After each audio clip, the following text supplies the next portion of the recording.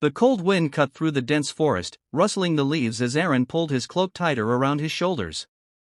The night was alive with distant howls and the rustling of unseen creatures, but his focus was on the path ahead. He had been preparing for this moment his entire life, the final test to prove himself worthy of the title of guardian. The village elders had made it clear, to be a guardian, one must face the trial of the wilds alone. It was not merely a test of strength but one of wit, endurance, and heart. Many had attempted it, but only a few had returned.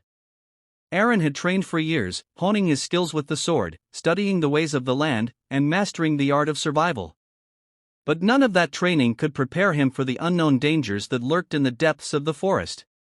He tightened his grip on the hilt of his sword and pressed forward. His first task was to find the Heartstone, a legendary gem hidden within the ruins of an ancient temple deep within the wilds.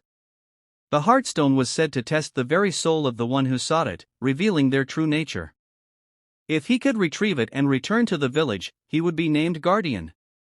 The night deepened as Arin made his way through the tangled undergrowth, each step measured and cautious. The air grew thick with mist, and the trees loomed taller, their twisted branches reaching like skeletal fingers. Then, without warning, the ground beneath him gave way. Arin tumbled down a hidden ravine, landing hard on his side. Pain shot through his arm, but he gritted his teeth and stood. Looking up, he realized the walls of the ravine were smooth and steep. Climbing back up would be impossible without tools, but turning back was not an option. His eyes adjusted to the dim light, revealing an underground passage. The air smelled of damp earth and something older, something ancient. With no other choice, he moved forward, drawing his sword. The passage twisted and turned until he emerged into a vast cavern, where glowing blue mushrooms cast an eerie light. In the center stood a stone pedestal, and atop it, a Heartstone pulsed with a faint golden glow. Arin stepped forward, but as his fingers brushed the stone, the air crackled with energy. A spectral figure emerged from the shadows, its form shifting like mist. "Who seeks the Heartstone?" the figure's voice echoed. "I am Arin of the Silverwood village. I seek the stone to prove myself a guardian," he answered. The figure studied him for a long moment. "To take the stone, you must face yourself." Suddenly, the cavern shifted, and Arin found himself standing in the village, but it was different. The buildings were in ruins, the sky was dark, and the people lay lifeless.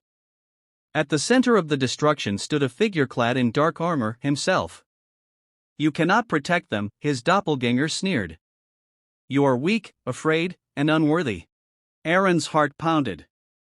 He had always feared failing his people, feared that he was not strong enough.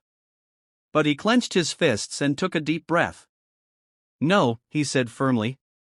"Strength is not the absence of fear. It is the will to keep fighting despite it." The vision shattered, and he was back in the cavern. The spectral figure nodded approvingly.